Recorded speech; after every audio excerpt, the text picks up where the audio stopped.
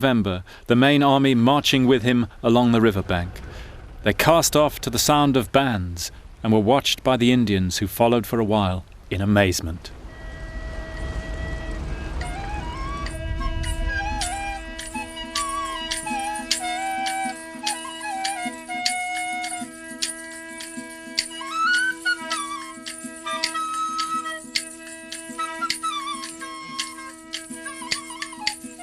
With the army now were thousands of women and children, Indians, Bactrians, Central Asians, all captives of war.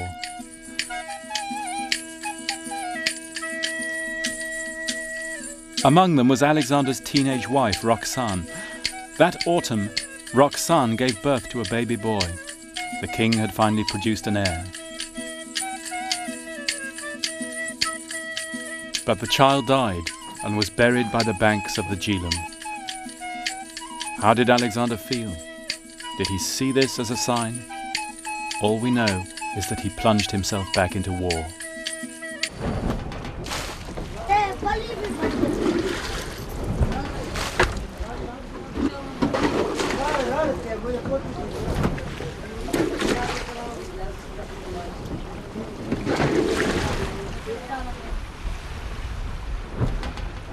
The journey down the Indus took 7 months. It led them through great kingdoms and past ancient cities. Everywhere in today's Pakistan, Alexander met resistance, whose ferocity perplexed him. It's with the journey down the Indus that the whole tenor of the expedition seems to change. The Greeks had been through heavily populated countries before, like Iraq and Egypt, but the people hadn't resisted. Here they did. And now we start to get the first reports of atrocities and the large-scale massacre of civilians. In the new year, he attacked a big city in the lower Punjab.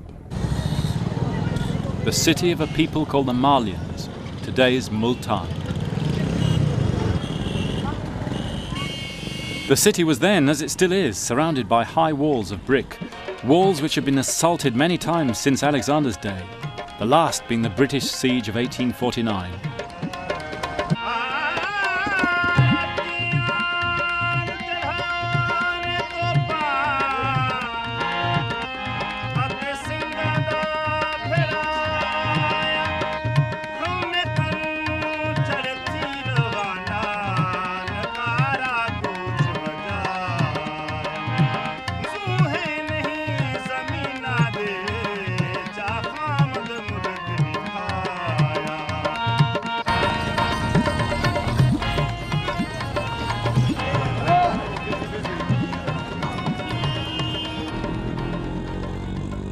Local legend says Alexander's siege broke through at a place called the Tower of Blood.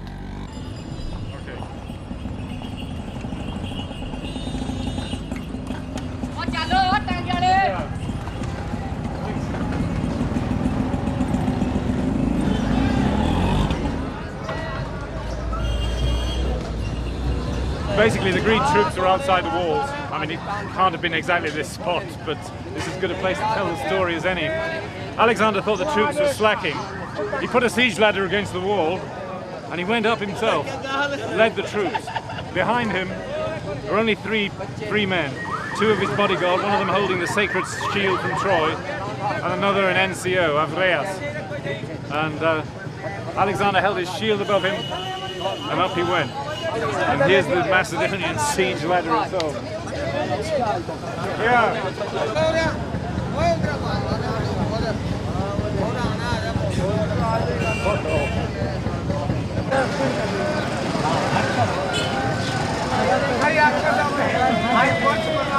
The Macedonian siege ladders were as wobbly as this one.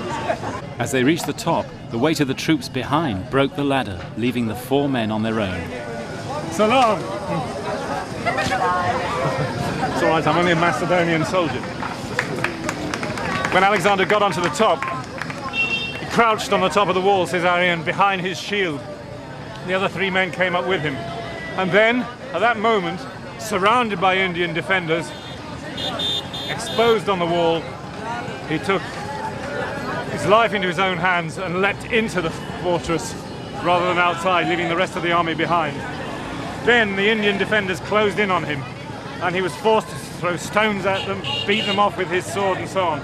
The rest of the army behind, panic-stricken, tried to find a way of getting into the city, while the 4 men desperately defended themselves.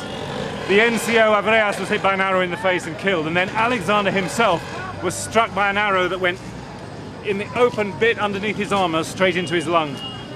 He collapsed on the floor, bleeding profusely, and the bodyguard Pevkestas straddled him, holding the sacred shield from Troy and trying to beat off the Indian attackers.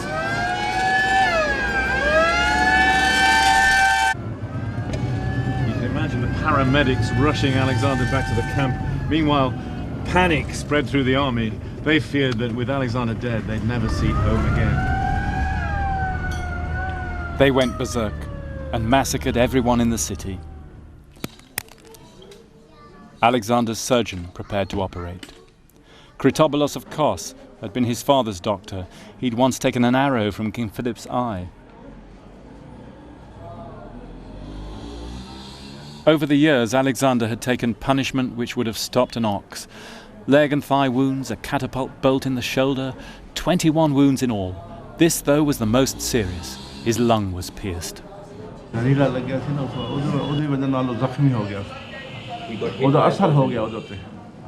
story here is that the arrow was poisoned and that Alexander never really recovered. Now, the Greek historians don't mention this, but the traditional doctors here, the Hakims, claim descent from Alexander's doctors. They practice what they call Greek medicine, so perhaps they should know. But poison or not, both doctor and patient knew that Alexander was very close to death.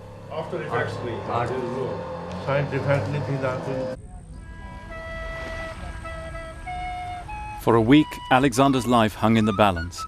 Then they gently floated him along the river so the army could see he was alive. They cried with relief. They still loved him.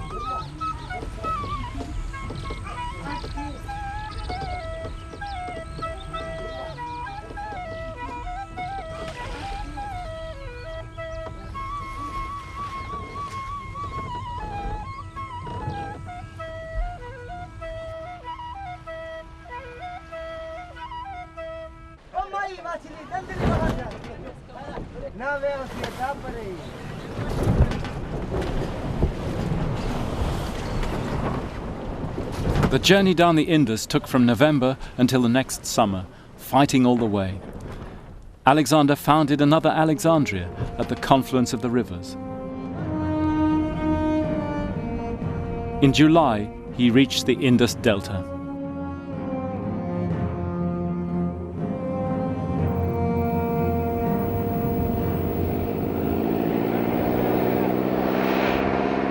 His fleet explored the arms of the Indus, and its journey has been pieced together by Monique Quevran. We drove across the bay where Alexander coasted that summer. All this plain was sea then, but it's silted now, leaving the islands high and dry. Of the wall, so you see the dimension. Yeah. Dimension. Maybe you want to see the position of this tower. Yeah. Alexander's admiral Nearchus says he built fortifications at a place he called Alexander's Harbour. Where the soldiers. They were here on this spot. spot. Yes, that is clearly written in the ancient text. And they survive eating oysters. Arian mentions this. Yes, oysters and mussels and of a very big size. Yeah. So it is possible then that these are left by the Greek soldiers during their stay here. I let you tell it, but I believe. The oysters couldn't be from Islamic times because eating shellfish is against the Muslim religion. Most likely, it was Alexander's Greeks who left these shells. And they were very happy after, from so long time, they have left their country to have oysters, seafood. Alexander's last act in India was to build altars, just as he'd done in Central Asia and the Punjab.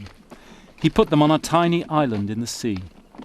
It's never been found, but in the middle of the Delta Plain is another long-forgotten island, the last before the open sea.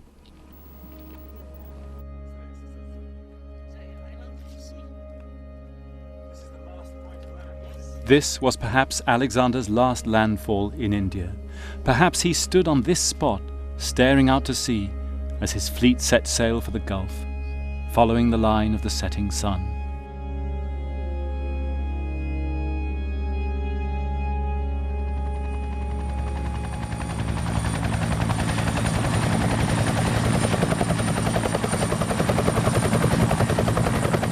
Alexander planned his return from India as a combined operation by land and sea. And with the help of the Pakistan Navy, we tried to trace his fleet's progress along the bleak coast of the Makran.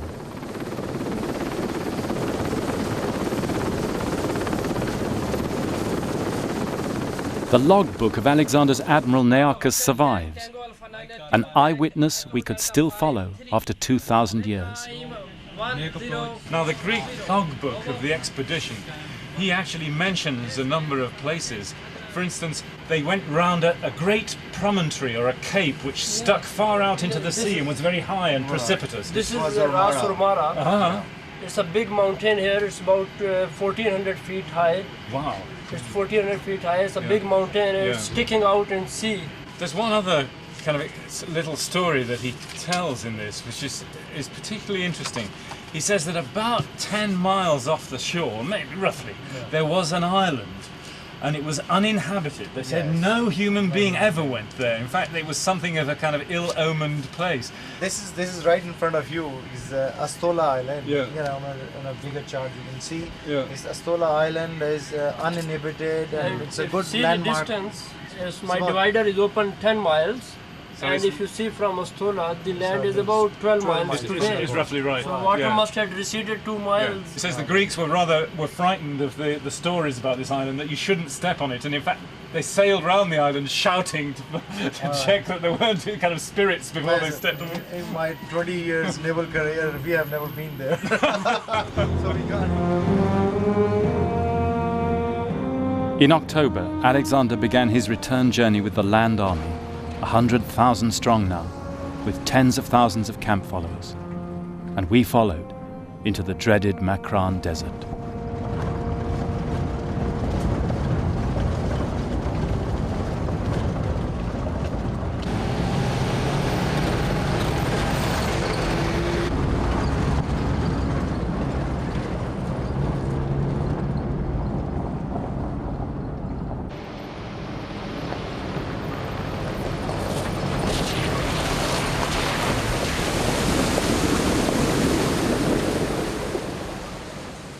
This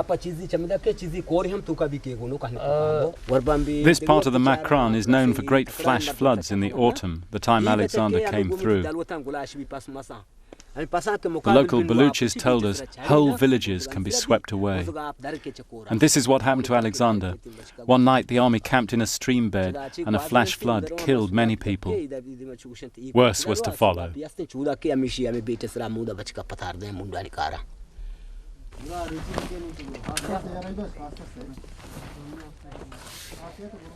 Alexander's route led him to Turbat, an ancient fortress on the road to Iran. He must have stayed here. Is all the Islamic cities? Yes, all this part. Yeah. It's a rich and fertile oasis.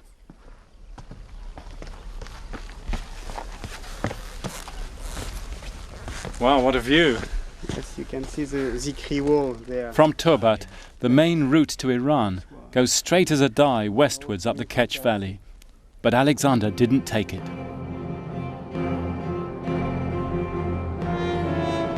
He now turned off the main route and headed south for the sea. It's only 100 miles, but it goes through the harshest terrain.